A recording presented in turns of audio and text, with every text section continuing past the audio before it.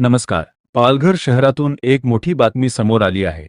महाराणा प्रताप चौक परिसरातील महावितरणच्या वीज ट्रान्सफॉर्मरला अचानक आग लागल्याने काही काळ परिसरात भीतीचे वातावरण निर्माण झाले.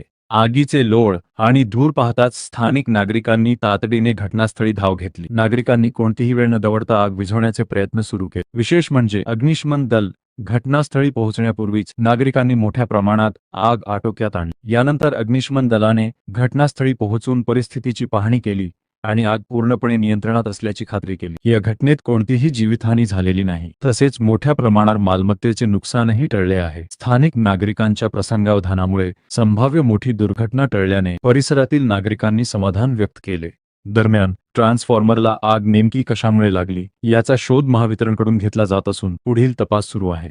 अशा आपत्कालीन परिस्थितीत नागरिकांनी सुरक्षित अंतर राखावे आणि तात्काळ संबंधित यंत्रणांना माहिती द्यावी असे आवाहनही करण्यात आले आहे.